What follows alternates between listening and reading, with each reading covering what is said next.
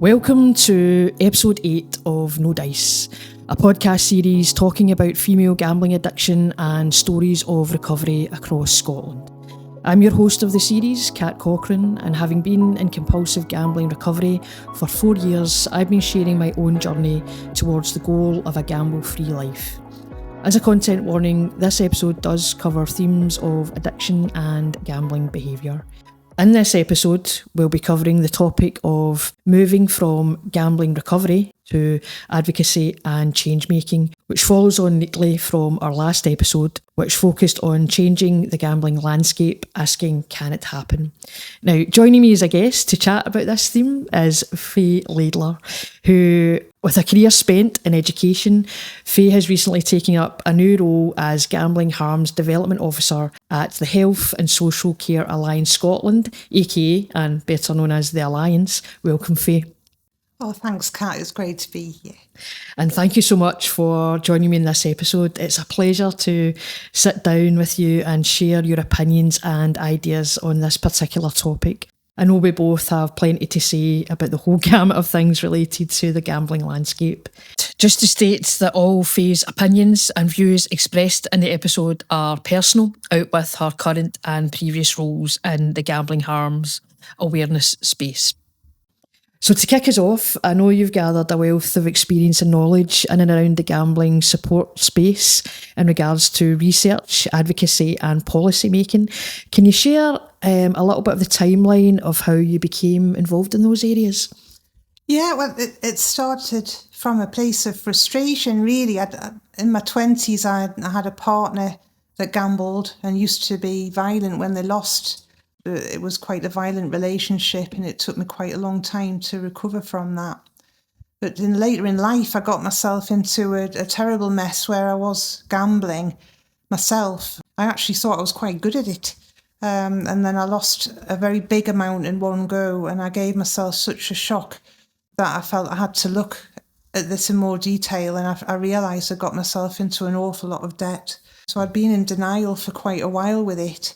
I was in the middle of the menopause. I had some mental and physical health issues, so I was quite vulnerable, I guess.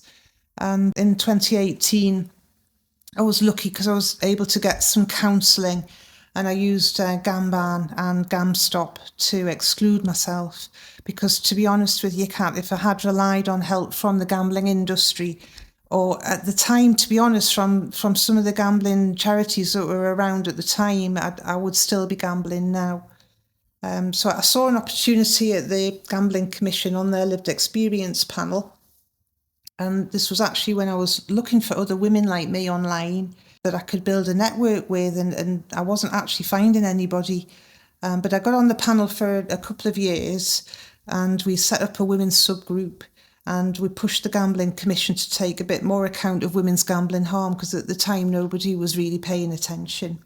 And then through that work on the panel, I got an email about a PhD at the University of Glasgow, which was starting in 2021. And it was COVID. I had no experience of public health or sociology or anything really other than just my lived experience. But they had faith in me at the university. And I'll always be grateful to them for giving me that chance, because it was part of my recovery as well. And through doing that study, and I got to know a lot of women who were experiencing gambling harm, realised that we all had one thing in common, even though we were all very different people. And that was that we had to get over a lot of barriers to have our gambling harm recognised and talked about. And that became the subject of the PhD. What is stopping women experiencing gambling harm from actually being heard? Where are all the women? And let's talk about the missingness. So from the start, I haven't just been researching these areas. I feel like I am this. My lived experience isn't separate from my research. It's actually part of my recovery. And everyone has a different way of recovering. And for me, it's been finding out about gambling policy and what we can do about the escalating rates of gambling harm in the UK. So the research projects I've been able to get involved in all grew out of the same place, which was not wanting to stay silent about what the gambling industry does to people and challenging the idea that people feel like gambling harm is all their personal fault. And actually, it's these billion-pound businesses that have the responsibility.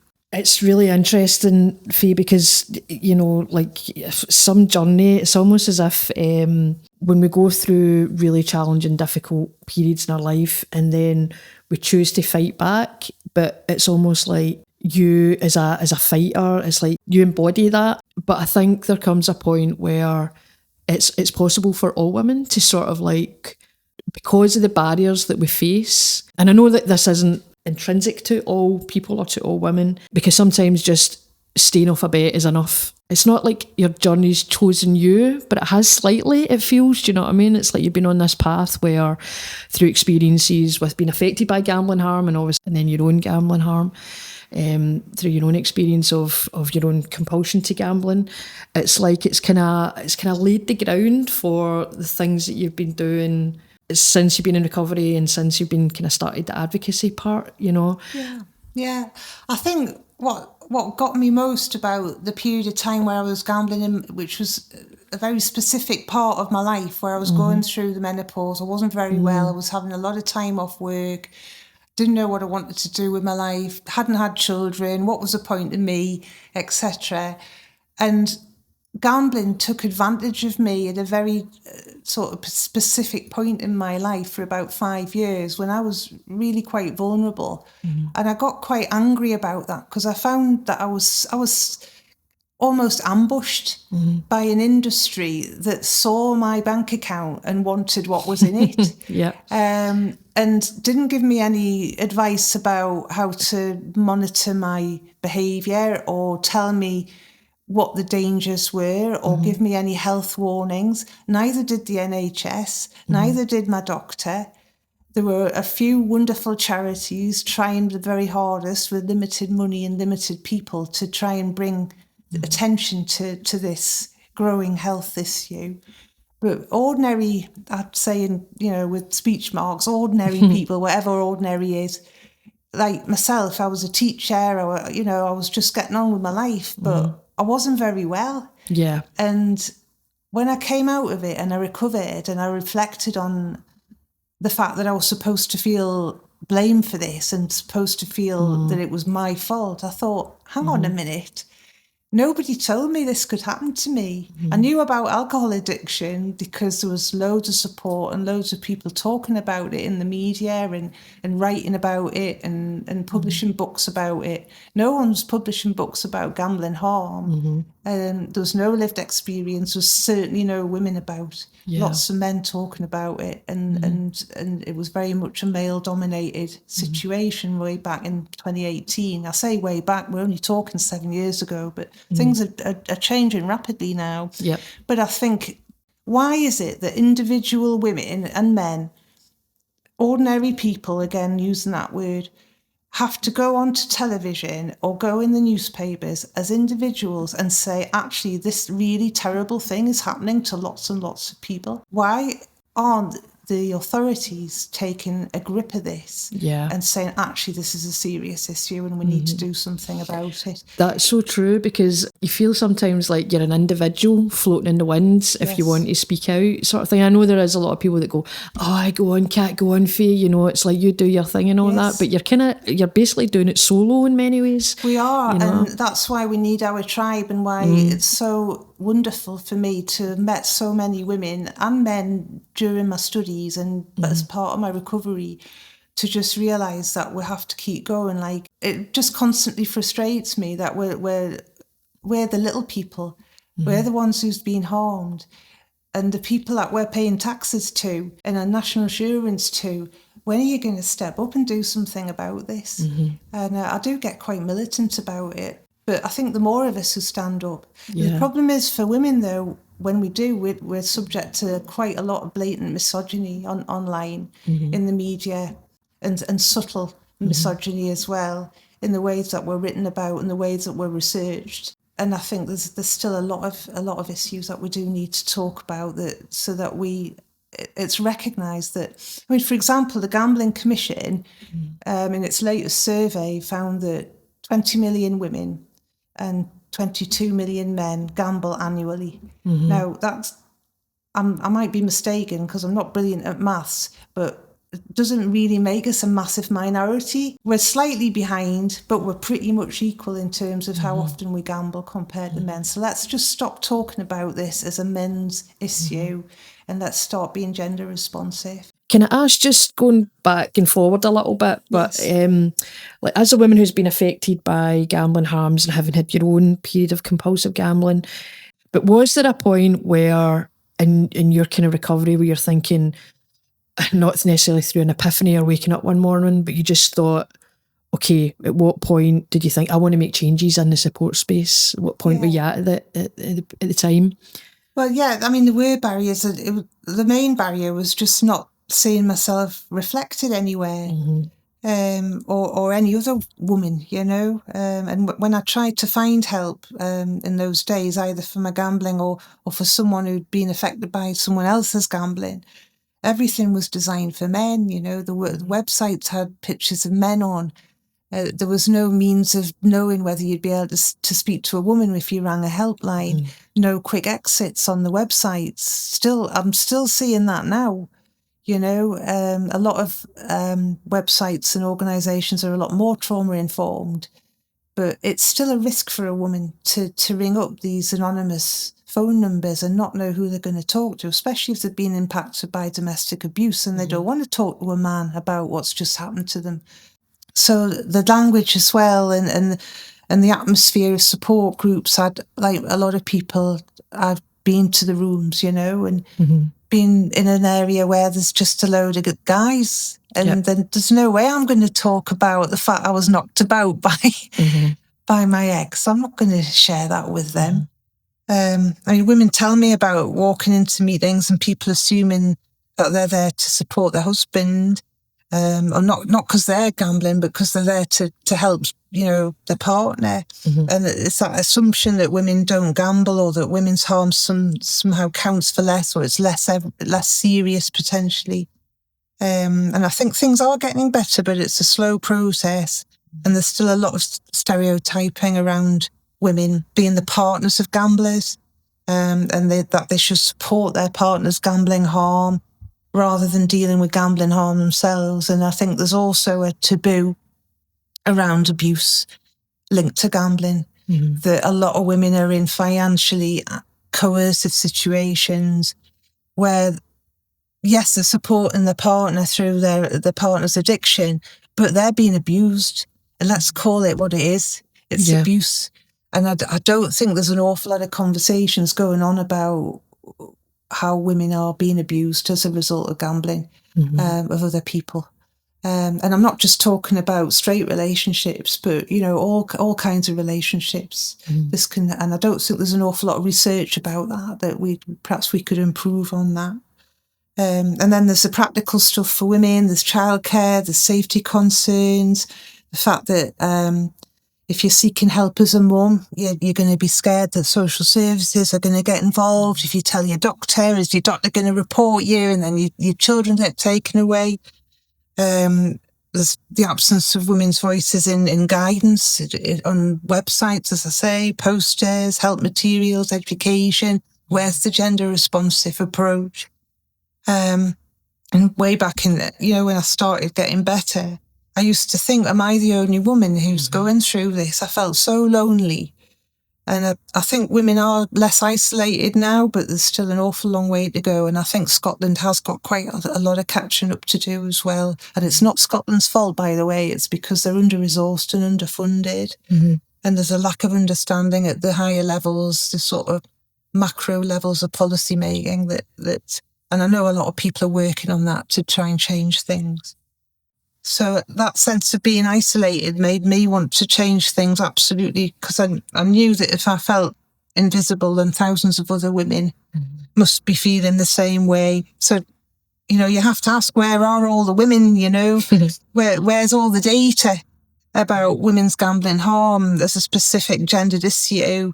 And in Scotland especially, we could be doing, as I say, a lot better at recognising the harm that women experience as a result, not of their own behaviour, but as a result of poor regulation and what the gambling industry is allowed to get away with.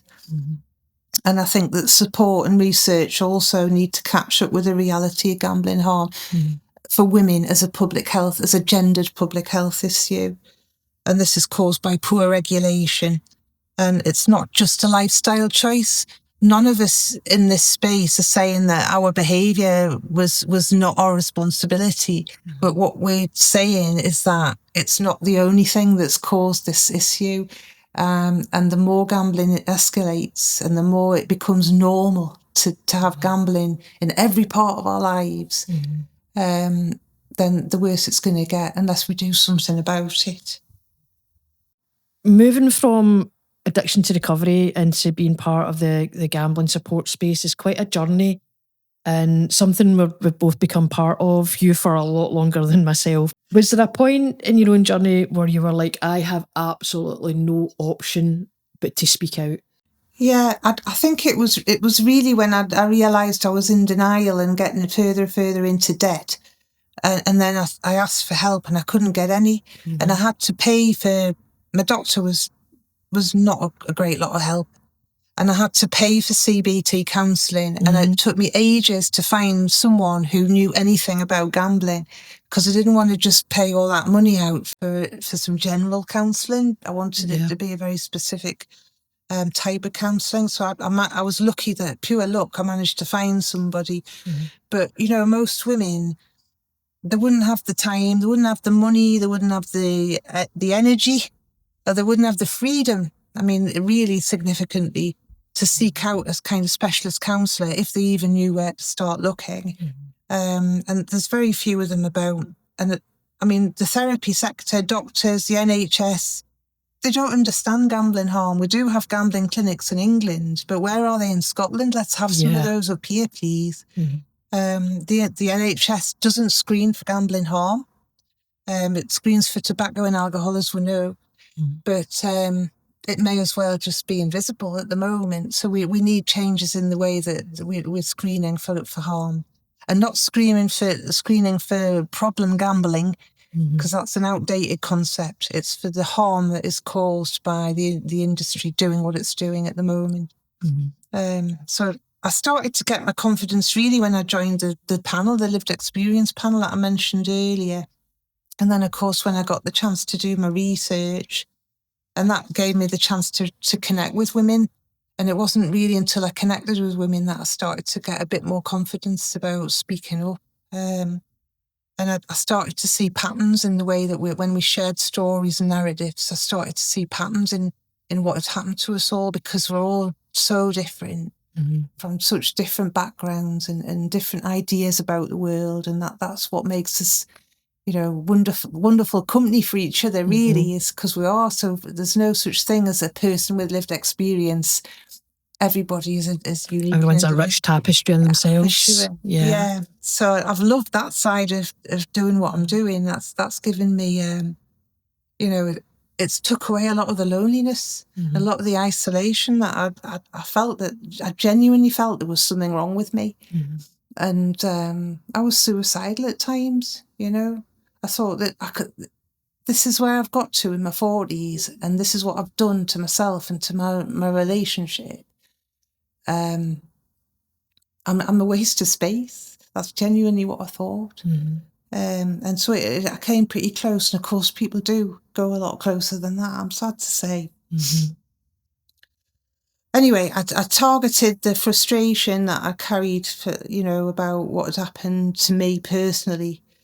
And I realised that there just wasn't any support that was informed about what women are actually going through very specifically in their lives as carers, as mums, as you know, looking after elderly relatives, as you mentioned earlier, and all the very specific things that women do, and then the medical conditions that are specific to women as well, that have an effect on how they deal with gambling harm.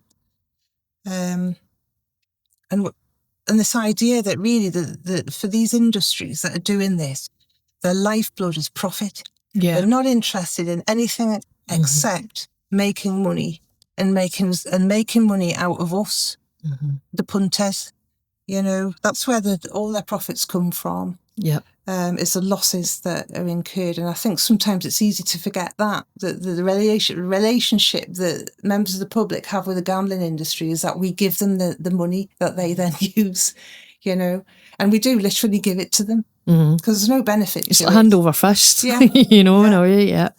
So I think I feel quite clear-eyed now and purposeful. It's actually given me my life back in some ways to have this purpose, to try and put right some of the things, if I possibly can contribute in any small way to putting right some of the damage that's getting done. And as you mentioned before, they study us, they profile us, they engineer our addiction. Yeah.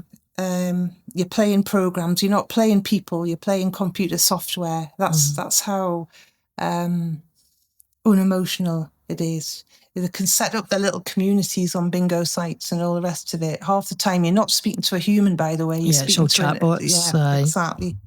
And this is actually what I would call industrial exploitation on a global scale. We're being exploited.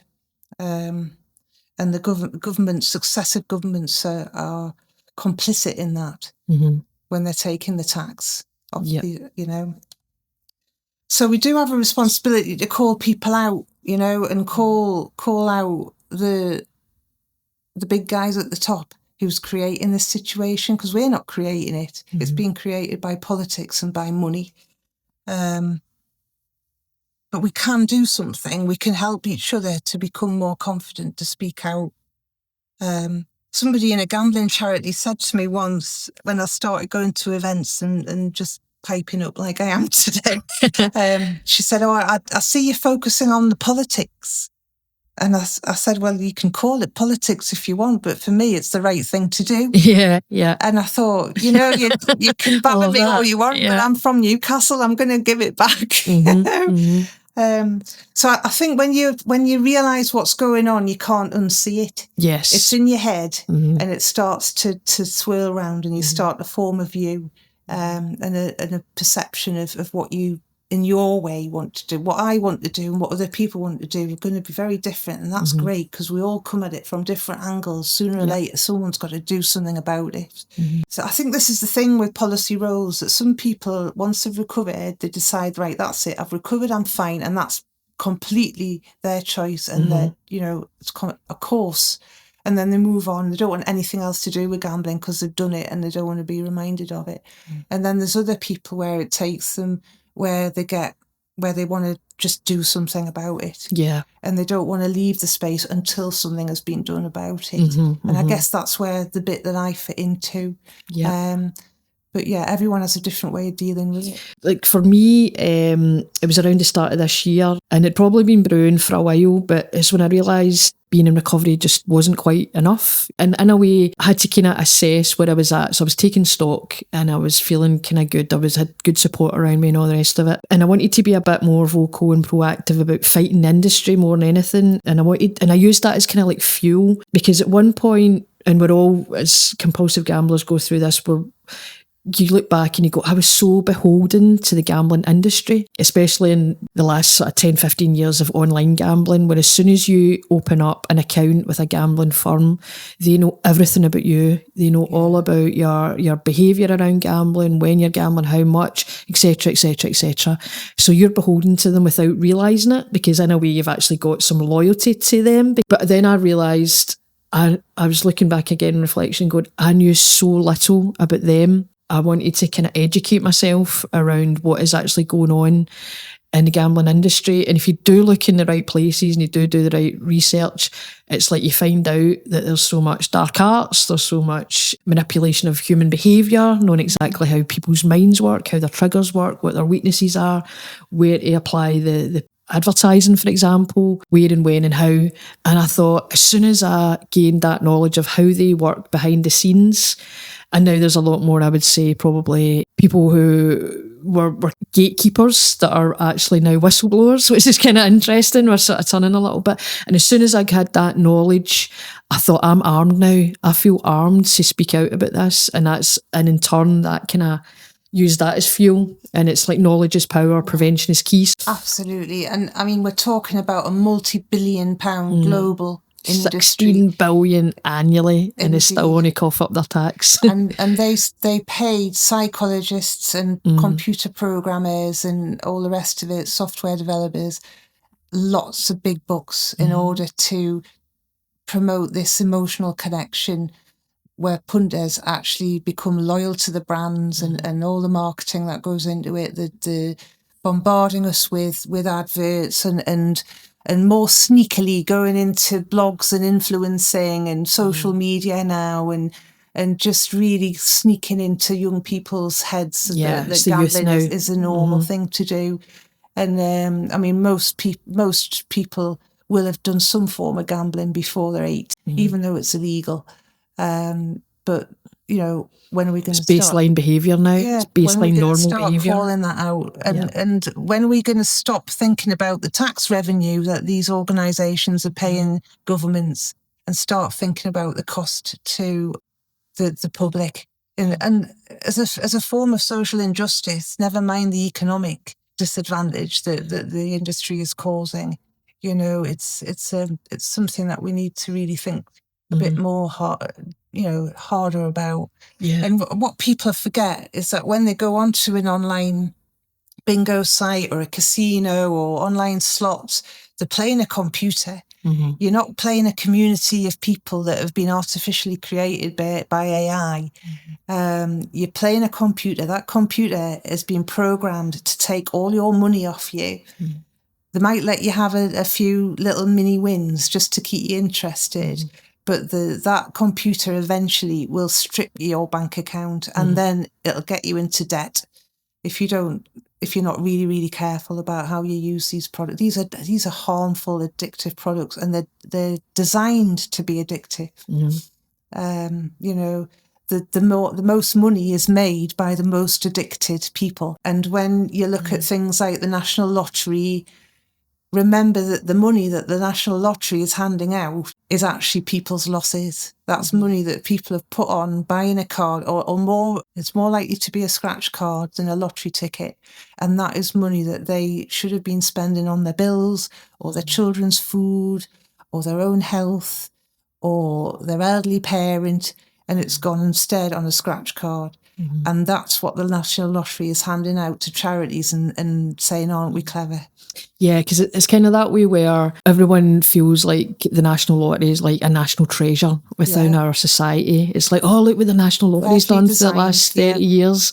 And that in itself is sort of manipulating our human brains to feel loyal to that, to feel it could be us. You know, it's no harm in buying the odd scratch card or whatever. But really I've been in conversations before where I've said, well, we think about it, buying a scratch card is gambling. I know someone who, I don't want to mention her name, but who became addicted to scratch cards through their job in a supermarket selling scratch cards, and then they would buy the odd one and then went down the line of stealing them when they didn't, all the wages were gone, sort of thing, and ended up in court and ended up with a conviction. I mean, that's the most extreme case, but it's like the way that the National Lottery and scratch cards and it could be you and all the rest of it, it's just implanted, and again, it's that kind of normal baseline thing. And it's like, oh, but what about all the ways that it's helped all these different things over the years? It's like, well, government has used the National Lottery, and whether this is Tories, whether this Labour, whatever, whoever comes in, they have sort of went, oh, the National Lottery can take the burden of so much of we should be doing. Abdicate the responsibility to look after the public. And it sits there protected by the public in a way, you know, and that's sure. And what you don't see in the National Lottery, and let's not forget, we're not just talking lottery tickets, we are, as you say, talking scratch cards, which are one of the most addictive products 100%. That you can possibly buy. Take that into account when you're looking at the charity donation, is that they don't tell you the odds of winning. When they say it could be you, then they're kind of very subtly suggesting it's less than minuscule. It either will be you or it won't be you. Actually, there's millions of, it's 1,000,000 to 1 chance. You know, probably, I don't know the exact, but something like, is it 27 million to 1 or something like that? Even winning a tenner's bloody hard, you know, it's kind of like, you know, three numbers. And if a gambling company is saying to you, you are guaranteed to win, how are they making that happen? Because gambling is a game of risk and chance. They can't guarantee. So if they're telling you that they can guarantee that you're going to win, that's because they're manipulating the programs that they're selling that's convince you to actually take that bet or to go on that bingo site. They're manipulating the computer program that you're playing in order to give you that £10 once in a blue moon. It's one of the best marketing ploys ever that this country's ever seen. It's a scam. It's the best and the worst, you know. Yeah, it's in plain sight as well. Absolutely. You know? It's, you know, we go on about scams on your phone, and there's lots of consumer advice about how to identify a scam. Let's try identifying what the gambling industry is actually doing to people. Keep coming back that word ordinary. None of us is ordinary. But yeah. The every woman is just... The man or woman on the street, you know, who haven't had the privilege that I've had of spending 5 years studying these you know, reading all these papers written by incredibly clever experts who've spent millions of pounds on research projects and shown without doubt that this is what's happening. And we have to ask ourselves, why is the government not actually listening to this research and these outcomes? What could their political reasons be for not listening? Could it be to do with the income? You know, and then we're left with a very toxic, cynical setup where our health service and our well-being is dictated by the activities of big businesses. And how far do you want to support that? I know I don't.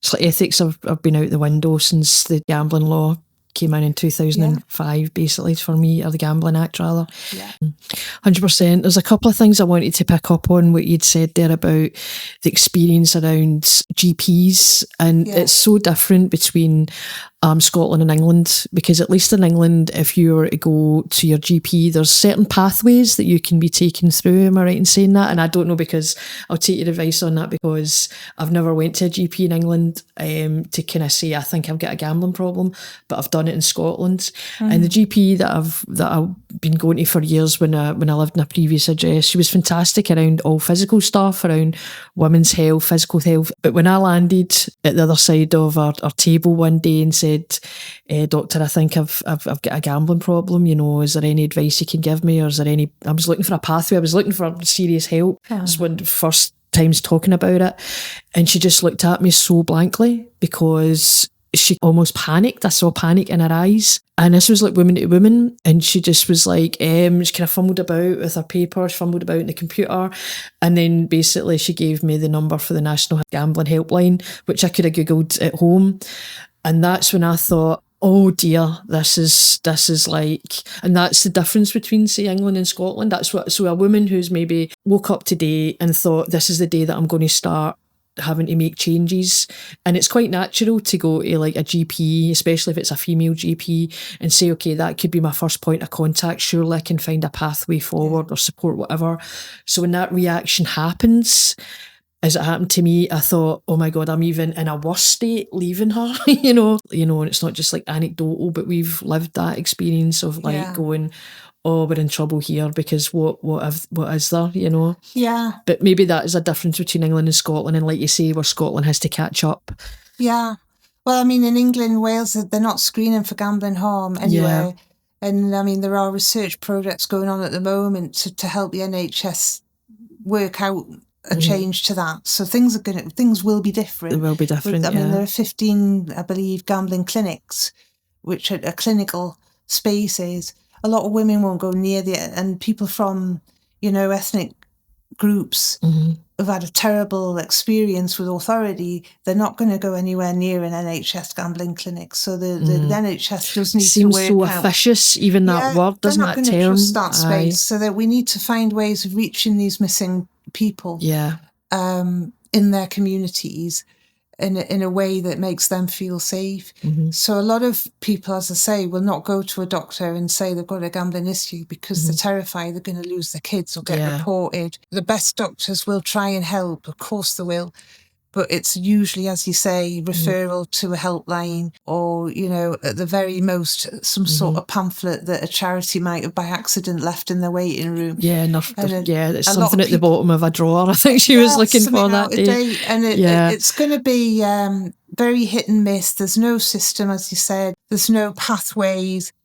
it needs to change rapidly because we're going to get left behind.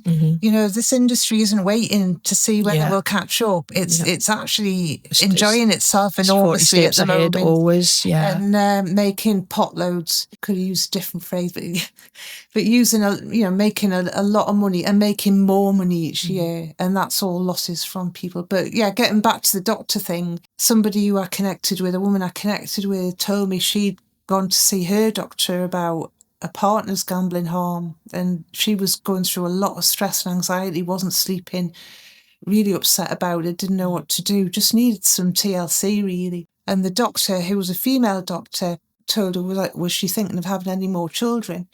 And she said, well, she hadn't really thought about it because that's not exactly what she came to see the doctor about. Then the doctor gave her contraceptives and said, whatever happens, you mustn't bring a child into this situation. So that woman left the surgery with contraception instead of help. And what is going on there? And that's not an uncommon experience. You know, I've had people tell me through the course of my work, they've been told not to worry about the gambling because if they've disclosed alcohol or drugs or other issues going on, they'll say focus on those, the gambling will sort itself out. In my experience, I feel almost like the GP wouldn't mind if I turned up and says I've got a drug issue or I've got an alcohol issue, because she'd be like, oh, okay, no bother, I can sort you out with all that. There's a pathway then. There's a pathway there, but with gambling, and even though it's seen by government as a public health issue just as much as drug and alcohol and smoking is, links just aren't there, sort of thing. They're not that importance. And we've got no national strategy for dealing with gambling. We've got a tobacco strategy, we've got an international tobacco strategy, but we've got no strategy for dealing with gambling harm currently, either in Scotland or in other parts of the UK, and we desperately need one.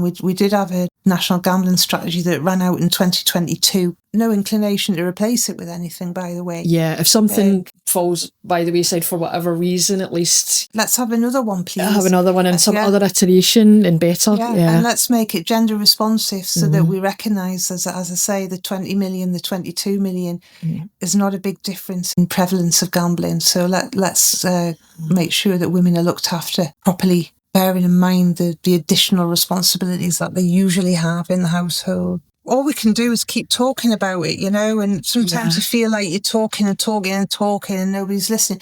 But I think that people are listening, and things might not be obvious for years, but I think the momentum and a movement of people with lived experience is having an effect. People who make the policies are starting to listen. They might not want to, but eventually, in theory, if gambling harm continues to escalate, eventually it's going to cost the country more to have this level of weak regulation than it is to fix the problem. At the moment, it's not in anyone's interest to fix the problem because they're making more money out of tax, etc. This is where we were with smoking years ago. Exactly. But it was kind of now that sea change happens. And then there was a change in the balance. People realised that it was costing the country more for people to smoke than it was to solve the problem. And that's probably where we'll end up with, cynically, that's probably what will generate change with gambling harm. But so much harm in the meantime. But in the meantime, we need to keep telling people this is happening. I think, because there was something you were saying earlier, your previous answer, and it was around the best spaces for women to be in is amongst other women with lived experience. Now, I was fortunate enough to be part of a workshop that you hosted earlier this year with Simon Community, and it was on designing safe spaces for women experiencing gambling harms. Can you share a little bit about what you learned from that research and what those spaces might look like in the future? Yeah, so that workshop was incredible, and it was genuinely one of the most moving experiences I've been able to be part of. It was a good day. I absolutely loved it, and I wish we could have stayed longer together. We brought together women with all kinds of gambling harm experiences, and to be able to co-design what safety might look like in gambling recovery and gambling policy spaces was a privilege. So what came out really clearly was that safety isn't just one thing. Obviously, it can be physical safety, and that's very important. Women need to feel safe and protected from people who could just walk in. So there's that sort of level of safety, but it's also about emotional safety. So people should be able to explore shame without judgment and talk about things that they may have done. And a lot of organisations are brilliant at doing that, by the way. And digital safety as well. from predatory marketing that women need to be able to have. And this is part of the public health approach and the online safety. Women need to be able to go on social media or go and contact their friends without being bombarded by gambling adverts. So it's true. you know, when we talk about public health, that's an aspect of public health we need to focus Trying on. to navigate through a day and not being bombarded, whether it's in digital space or whether it's in physical space. It's so true. I haven't gambled since 2018, but I still get marketing texts. Same. Literally every day on my phone. I get them at usually around 6 o'clock on a Friday evening. Yeah. You know, because it's sort of like when payday, you're when you're at the end of the week. I might get be 3 lonely within an hour yeah. at 6 o'clock on a Friday night every time. You're so right. And I think it's also important to recognise from the research that women said that safe spaces can't be operating on their own. So we need safe systems and we need safe people.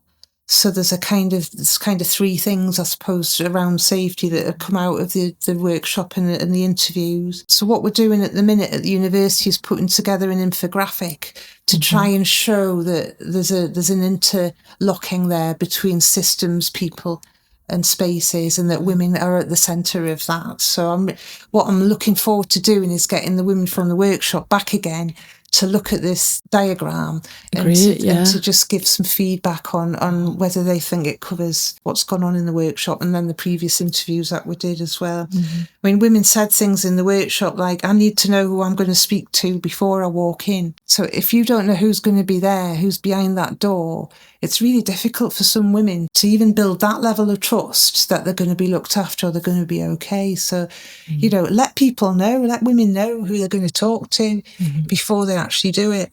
I need to be able to opt out for a while from a safe space without explaining why. So again, women with the demands on their life, they need to know that they can come in and out. There's not going to be any judgment or explanations. They can access those spaces when they need to. And that's such, I know from my recovery, and I still go to recovery meetings online, that I love the fact that I can come and go and that people are just pleased to see me when I go. And then somebody else said, I need the support to last as long as I need it, not just 10 weeks and then goodbye. So aftercare, absolutely vital. And as this woman said, you know, they need to feel that it's for as long as they need it to be. And obviously we need the resources and the funding and the commitment to be able to provide that. I suppose from this research, we'll be looking at what safe spaces might look like in the future. And the women have said that they need to be women-led. They need to be trauma-informed. They need to have no time limits, rather, on support. Gambling harm doesn't happen in a vacuum. There's often domestic abuse involved. There may be other addictions or behaviours involved. There may be mental health struggles. There may be women's health conditions. Certainly debt. I mean, that's a massive pattern throughout everyone's experiences. And they should be flexible about women's childcare needs, their working patterns, because as we know, a lot of women will have several jobs, low-paid jobs potentially, that they're having to juggle around their childcare and around looking after the home or looking after relatives or other family members. And crucially, the big thing that's come out with the research so far, because it's still ongoing, we haven't finished yet, is that these safe spaces should be designed with women, not for women. So co-production is really the key to getting it right, and for women to buy into it so that they don't drop out and they don't disappear. It becomes theirs. They have ownership. And women are the experts on what they need to feel safe enough to address their gambling harm, to be able to speak about what happens next for them, whether they take the recovery and then they go and get on and have hopefully a good, happy life, or they want to stay involved and they want to carry on with some form of activism or advocacy or campaigning or policy roles. Something that's come out of it quite strongly is the fact that there's a difference between recovery spaces and policy spaces. So sometimes the two overlap, but sometimes that can be quite uncomfortable, where you've got women who are at one stage of recovery who just need someone to be there and listen and not fix it, but just be there. And then you've got other women who are kind of getting their confidence and wanting to move on and wanting to be active and do stuff so they're involved, the other activities that other organisations are doing. So yeah, I think there needs to be more work on the differences between a recovery platform and a policy platform, and how do we help women and men to get from a recovery platform that's doing a great job nurture, empower, whatever word you want to use, so that they feel confident to start putting their head above the parapet, like, you know, we have and other women are doing. Quite often women will want to get involved in policy once they get to that certain level, as I say, but there aren't any platforms for us to do that on. Where do you go when you want to... We talked about us being individuals, speaking out on our own and getting that confidence to just say what we need to say, but feeling that we're doing it by ourselves, you know, or with a few other women around us. Yeah. Let's have some platforms where we can actually get together properly and speak to the people who are making the decisions. Then it comes down to money, doesn't it? And resources and time and energy and opportunity. So it's a conundrum, Kat. It is a conundrum, yeah. That's kind of like an example what you were saying, where feeling okay to dip in and out of those spaces, and then not feeling, oh, I've missed a couple, they're not going to want me back, or I can't dip back in. That comes through really strongly, that because as women are so busy and juggle so many things, they're not, you know, why should we have to be super women? The services need to design what they're doing to accommodate women's lives. It's not for women to accommodate the service. That's not what it's about. And a lot of switched on services do realise that, but they don't necessarily have the resources or you know, to be able to function in that way. And that's, again, where systems come in, you know, that this is not the fault of charities or, you know, third sector organisations who feel they're failing to get the grips with it. It's not their fault. It's the systems they're having to work within. This might have come out in your research, like if you're organising kind of either physical spaces, support group spaces for women, or online ones, digital ones, you're maybe looking for the consensus around what time suits everyone. But chances are there is no consensus. There's no consensus. You know, because it's like, I could do that time but on Tuesday, but I can't do it next Tuesday, or I can do Thursday morning, but don't ask me to do another Thursday morning because that's just when I've got time. You know, it's that kind of like... You're absolutely right. And that's a something challenge that's come out as well in the various, you know, interactions I've had with women over the last 5 years is that quite often one-to-one is their best chance of recovery. And again, you know, always coming back to the resources side of things. Some of the experiences women have had that I've talked to that have been the most successful is when they get the chance to talk like we're talking now on a one-to-one, or maybe it's just a very small group of people. Let's not forget, a lot of women and men have social anxiety, you know, and they don't want to be in a group, whether it's online or in a face-to-face space. They want to be given that choice. And again, switched on organisations will give them the choice, but we shouldn't assume that everyone's happy in a group. Yeah, definitely. It's like I didn't necessarily have a great experience in GA just because of that whole thing of going into a room and there's like 30 men and there's 2 women and I'm one of them, you know. But don't get me wrong, there was nothing wrong with the men. There was nothing wrong with where their hearts were and what they wanted to do. But obviously they did things the GA way. But I'm glad that I went to GA, because now when I compare that experience to the experience I have of being with groups of women who have lived experience similar to me and where we have real connection, it makes me go, oh my God, this is like the value. Sometimes you need to go through the sticky to appreciate the sweet sort of thing, you know, and that's... I was like, oh, GA is not working for me. I'm still gambling. I'm so glad I went through it. And it didn't work. That, you know, that's part of my journey as much as anything else, because then when it came to using my voice for safe spaces, it was like, okay, it can't be this and it can't be that. And it's a wee bit of a process of elimination, and that helps us to kind of form what those spaces can look like, I guess. You're so right. And I mean, strangely, GA never worked for me for similar reasons, but AA does. So I do online AA meetings still, but I can't stand GA meetings. Sorry, GA, but I do love Smart Recovery, and there are any number of Smart Recovery online meetings and face to face. So if people haven't heard of Smart, I would really recommend that they give it a go. And also, it's your life stages as well. I would never have gone to online AA meetings a few years ago. I would have just thought that's for people who's ill. See, before COVID, I hated all online stuff. I was like, oh God, another Zoom meeting, and you know. But then you have to go with the world. Yeah, and as we go through our different stages of life, our attitudes and behaviours and what we like and what we don't like changes. So what you found works for you at a certain point in your life, don't dismiss it, because later on in life it may well be ideal. And so I would say, please be open-minded and and to be honest, if you can't find the support that you're looking for, set up your own group. Yeah. And I mean, there's a one woman as part of our sort of circle of peer support who had nothing in her area. She didn't want to do online because it didn't suit her. So she started through social media. She started a face-to-face group in a local area, and women come to it. And they don't just talk about gambling. They talk about all kinds of things. They might not even touch on gambling. But they just go in that room, they have a coffee and whatever, and they just look after each other. So you might not change the world, but you get that support. So I know it's easy for me to say, start your own group, but it's not as hard as what people think it is. And you're not stepping on anyone else's toes by taking maybe somebody who's in another support group and that wasn't quite working for them, or women that are floating around GA or floating around other spaces. It's okay, because there's enough room for everybody at different times. And that's the thing that I really want to stipulate, is that when I entered female only, the co-design spaces with Ayla, for example, the kind of co-design working towards building the platform where it's living and breathing now, I thought, oh my God, this is going to be just talking about gambling all the time. Am I going to be triggered? But like you say, when women get together, we talk about the world and its dog before we necessarily talk about gambling.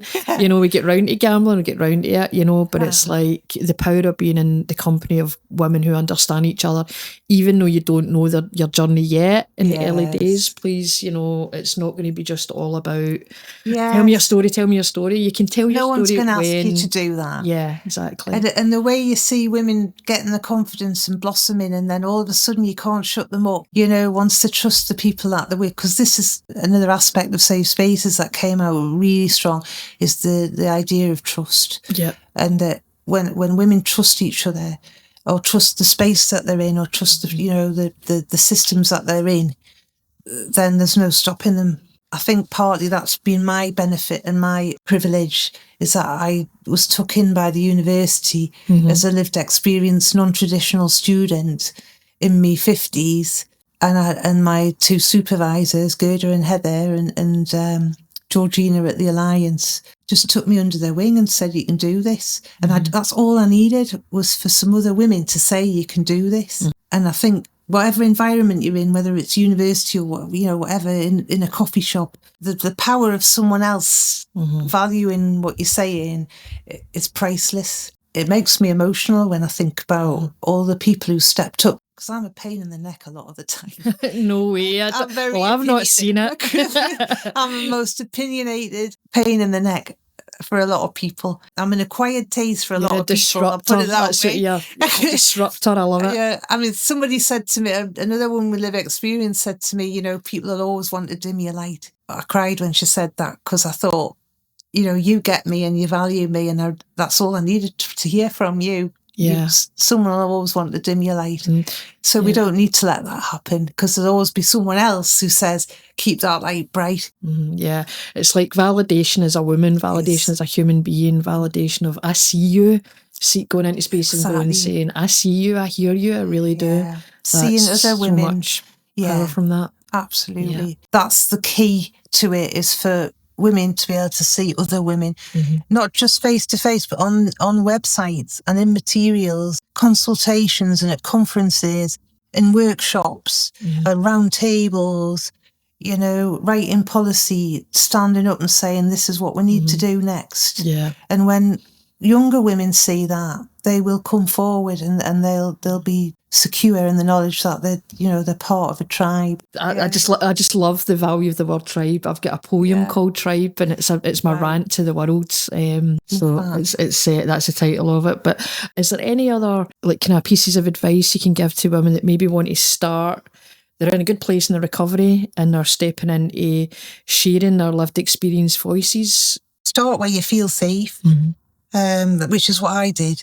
So if you're working for an organisation, or you're with, you're getting help from an organisation, ask them how you can help, how you can get involved.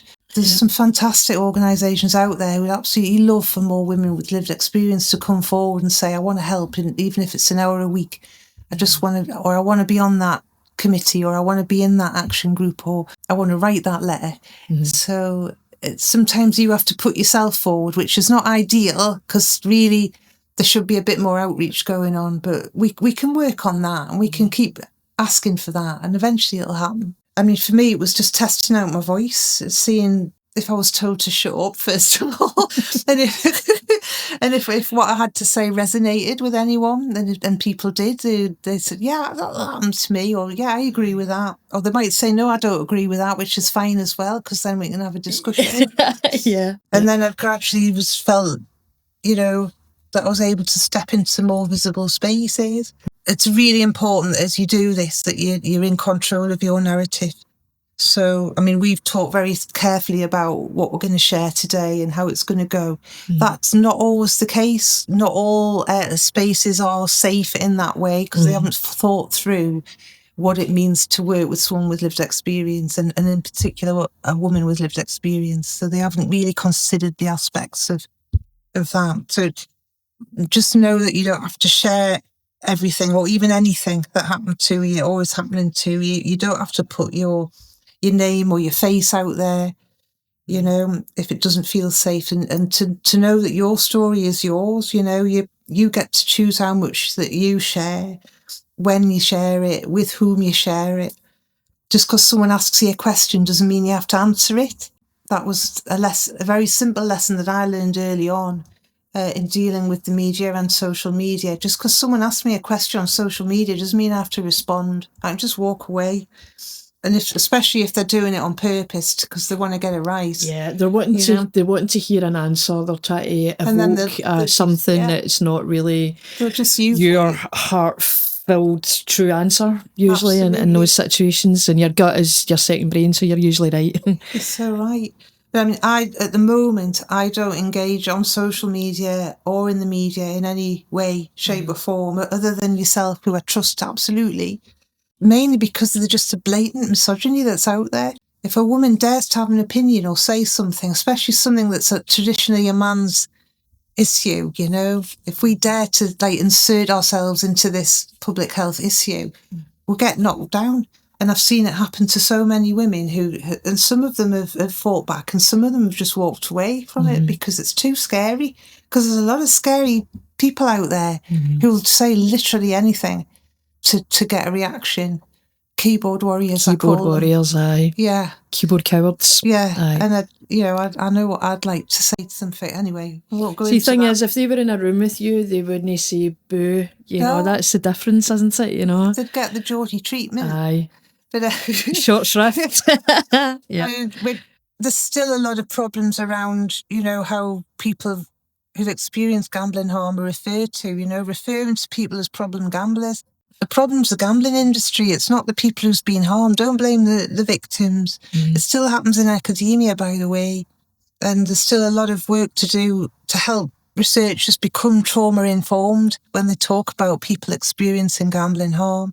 Because that stigmatising language that they're putting into their brilliant research is not only detracting from the research, it's also stopping people with lived experience from being heard, because we don't feel that we're welcome in that space. If we're being referred to as problems or causing the problem, we're not going to come forward and speak because we feel judged before we've even had the conversation. The other thing I'd say is find your people, which kind of connects to, find an organisation, I suppose. So connect with other women in recovery, join networks online if you can, attend workshops or groups if you see them happening, ask people what's happening. Unfortunately, it's going to be hard to find people to connect with, I'm not going to lie. It might be easier these days, but it's still a challenge to find. But we are out there and we want to hear from you. And we're not going to judge you. We just want to talk to you. So please do reach out. And we also have lots of male allies. There's fantastic men out there who understand this and get it. They want the same things that we do. They want the same issues dealt with as we do. So there's an awful lot of men out there who are happy to have that conversation and to work with us and for us and co-produce and all the things that need to happen. And remember that you're not just sharing your story. This isn't fiction. It's not entertainment. It's not what I call grief porn. You know, you get so many people on the television who's sharing their story and the interviewers are nodding and they've got the full attention. And I'm thinking, you're really getting off on this, aren't you? You know, you're pretending to empathise with that person. So there's a lot of that goes on. But anyway, remember that you're offering expertise. You are an expert in what has happened to you, your skills, not just your skills from what has happened to you, but your skills as a human being, whether you brought up a family or you've been in a really good job or you speak a foreign language or you're a member of a community that doesn't get heard very often. You have immense skills and expertise that we need in this environment in order to progress this issue. You know, the knowledge that you've gained from surviving, because you're still alive, you survived gambling harm, and let's be really honest here and direct. It kills people. People die, you know, but you've survived, thank God. The strength and the information and the expertise that comes out of surviving is desperately needed by policymakers and service providers. They can't do their job without what you share. Or if they do it, they're not going to do it properly. That's what I try and remember. Remember that people will dismiss you. They'll overtalk you. They'll introduce. There might be me overtalking. You never know. They'll dismiss you. They won't take you seriously. They will make judgments about you based on your appearance or your sexuality or where you live or your accent. You know, there's a lot of classism in this sector, in this ecosystem. A lot of very well-spoken, very people who have a lot of resources at their disposal who dominate this ecosystem, but there's a lot of people who aren't being heard. And just because we speak or we look a certain way doesn't mean that we're not just as important as everybody else. So yeah, fight the classism. That's what I would say. And that's actually a really under-researched area. Yeah. We need to do more research about how classism actually stops people, women, you know, all groups from being heard and what we need to change about. Again, back to the same thing, the system. Yeah, one of the things that I experienced through classism was when I entered journalism. And when I entered journalism, not so much in the learning of it, but when I went into the newsrooms, you know, there's gatekeepers in every industry, and there was definitely a lot of classism and gatekeeping going on there. And that actually kind of coincided a little bit with the gambling that I'd get into a lot heavier, and I didn't realise that it affected me so much. You know, I'm proudly working class. My mum and dad were working class, and I can't go changing that. I'm actually, went the other way and stuck my head above the parapet without actually saying it. But when people hear my accent, Glasgow, they know I'm quite working class. It's something that I do feel quite passionate about, because it is easy to be in a room full of middle class accents and want to walk out the door. I've been there, I've been there, and I'm sure you have as well, Faye. And it's kind of like, it's all the more reason to stay in the room. You know what I mean? It's all the more reason, because sometimes when you do have a working class voice, it's like your voice naturally grows like a kind of volume or two louder because of that, or maybe you don't realise it, but it's like inherent. And I think that is something that I would like to see in so many spaces. Like, I walked away from like journalism, local journalism, because I just didn't feel part of it anymore. And I was part of me walked away, part of me was kind of slightly bullied, ousted, all the rest of it. And I have so much like kind of fire in my belly, because that coincided with compulsive gambling habits that I was going through that just kind of escalated after that. So yeah, classism is something that people go, oh, well, that's like a fight, that's da-da-da-da-da, and it's tropes involved and all the rest of it. But when you're in it, it's a fight worth fighting, For sure, yeah. I mean, how many times have we been in workshops, seminars, conferences, and I've felt like I stood out a mile, not just because of my height, but because of the way I speak and my demeanour, which comes from my Newcastle upbringing, which I'm very proud of. It's not something that I'm going to be able to change. I'm actually proud of where I came from and what my views are and who my friends are and my grandparents were Irish immigrants, you know, and I'm proud of that. It's about who's missing in these spaces. When you go in a space, have a look round and who is not there. Yeah, who's not in the room. Yes. That's it. And they're the 100%. people that we need to be getting to. And if that means that sometimes we're going to have to come up, you know, deal with criticism and dismissal in a certain playbook designed to keep us in our place, then we've got to be like terriers, really. But it goes back to what I was saying right at the start of this conversation.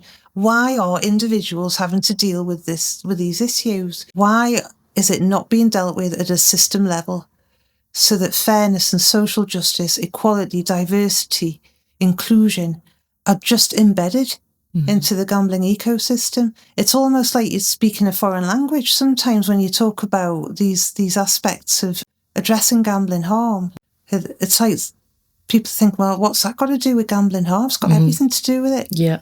It's like I always have this note at the bottom of every episode, and sometimes I put it in, sometimes I don't, but it's to remind me, and it's just something that I like to drop in. And it's like, for me, the gambling industry, it's all about three things, and it's technology, lax regulation, and corporate greed. Yeah. And we as individuals, or we as silos, or we as groups, or we as tribes, that's what we're fighting against, you know. But I like to remind myself of what we're dealing with, because then it gives me fuel. And we're not, what's really important out of that is exactly right, is that we're not fighting each other. And one of the playbook techniques that the industry will use, and that people who don't support potentially changes in the status quo will use, is setting us against each other. So whether we're competing for funding or competing for a voice or competing for any kind of space. It suits them down to the ground for people to start bickering rather than developing partnerships and working together. And the NHS has a massive role to play in promoting that. And I really hope that when the levy comes in and when the people get their money, that they remember that the third sector and that people with lived experience are also part of the conversation. And it is not their job to decide who's in the club and who's not, because we're all working for the same aim and we've all got the same purpose. Yeah. But we'll see what the OHID does, whether they put the money where their mouth is, whether the universities step up and start approaching this from a public health perspective consistently across the board. You know, we know enough now about what gambling harm is and what it does. Let's now think about what it's doing to society. Yep. And research has an absolutely vital role to play in that. And just as a final question, so I have this vision of gambling support space in Scotland specifically being like an army of men and women in recovery, all advocating for change and fighting industry, collective voices like we've spoken about today. But what does that space look like for yourself, and are we moving in the right direction, would you say? Yeah, I loved that vision of an army of voices. We talked about tribes and a lived experience movement and that sort of passion and that sense of purpose. And I really think that is exactly what we need. And I think that the more people speak out and the more people get the confidence and courage to just trust the people's already speaking out, that we are going to look after them and we are going to make sure they're all right. I think developing allies as well, not alienating. I mean, I know I've had a few opinions in this conversation that probably some people will raise an eyebrow at, but in the end, we do need to work together, and to, just because we're at the bottom of the pile doesn't mean we're not important. We need allies. We need people in government, in parliament, in the NHS, in public health, in local authorities. We all need to be willing and open to develop partnerships, co-production, sharing with each other, learning from each other. It's the only way it's ever going to make a difference. The criminal justice system, massive changes needed there. You know, there's so much harm happening within the criminal justice system related to gambling harm that just isn't being talked about. We need to all be on the same page. So that means for me, it's an awareness raising program, but not of the fact that people gamble and isn't it awful, but of what systems are doing and why systems aren't working. And yeah, we need the tax income, but at what cost is that? to population health. The big factors, I mean, a lot of people don't really understand what public health even means. Yeah. So I mean, these are the big issues, around poverty, around child poverty, around weak industry regulation, broader substance use, domestic abuse links, screening for gambling harm in primary and secondary healthcare, intergenerational trauma, cultural attitudes, gendered attitudes, young people, how we look after our young people and what we expose them to online. These are all massive issues that none of us are going to, solve as just individuals, but when we work together, we can make a difference. Yeah, it's a patchwork, isn't it? It's absolutely what you were saying before, patchwork. And are we moving in the right direction? I think so. Yeah, I mean, I can't not think that. Otherwise, what am I doing here? What's it all for? I'm actually going backwards here. But people do think that, and people bow out of the gambling space because they do burn out and they get so fed up and so sad and depressed, and they're dealing with their own gambling harm and trying to change systems that are totally inflexible and not listening to them. And I can understand why people get fed up.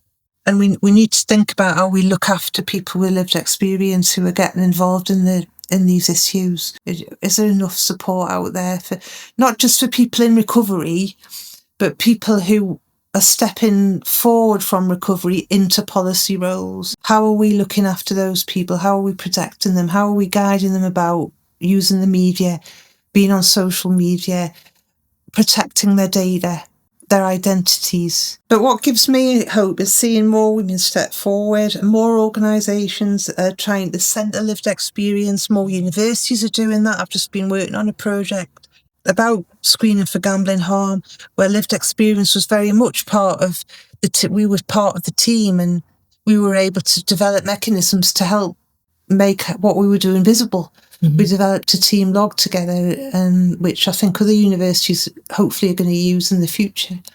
And people with lived experience will have lots of ideas that they're thinking, well, if only I could share that, perhaps someone would take it on. And until you try, you're not going to know. I mean, I had literally no experience of any of the things I'm talking about today, and I still have loads to learn. There's so much I don't know.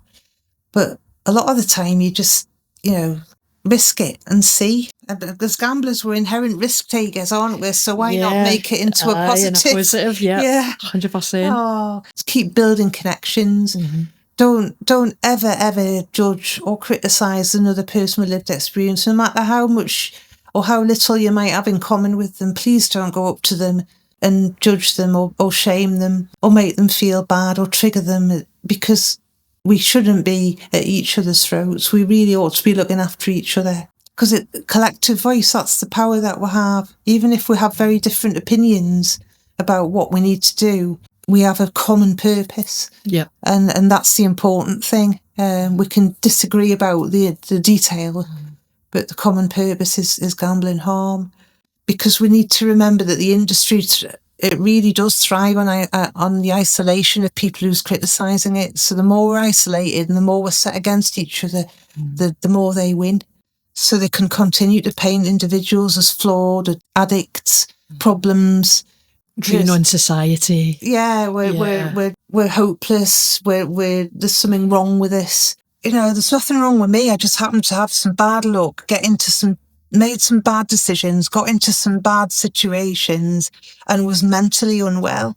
I didn't deserve what happened to me. And people who are damaged by this and who die as a result of this, they don't deserve to have that happen to them, so that somebody in an office can make a load of cash. Because that's what it is. This is not a naturally occurring health condition. This is something that's been created by other human beings to make money out of human beings. So, but yeah, connection, I think, is everything. Yep, connection, absolutely. It's a case of, it's hard enough to fight the industry and the government and the systems without fighting each other within the support systems. So it's like, if we recognise that we are all should be pulling in the same direction, then it makes our fight a little bit more powerful. Absolutely. So that's great. On that note, try to bring it round to 100% positivity. Thank you so much, Fay. I so appreciate you sharing your opinions and insights, talking about potential of, I'm not saying everybody that's in recovery can move into advocacy and change making and policy making and put their head above the parapet, but it can be done. And there's so many little snippets, and I'm going to need to really, really like take on board some of the things that you've said, because I'm sitting making notes in my brain going, this is what I need to do next year. That's where I'm going. That's who I need to speak to. So it's so valuable. And I know that it's going to be so valuable for people listening to the series. So all I can say is thank you 100% for being my guest today. Oh, thank you so much, Kat. It's been an absolute pleasure. And, you know, I've loved every minute of it. And I know I've gone off on tangents. I've loved your tangents. But, you know, any excuse. She's off on a tangent, let her go, honestly. Oh, absolutely brilliant. Thank you so much. I'm much appreciated. Thank you. Cheers. On the next episode, we'll be talking about one group of people in our society who are at higher risk of addiction, an episode titled Gambling Harms and the LGBT+ community, where we'll be discussing why those risks exist and how we can potentially bring awareness and bridge those gaps.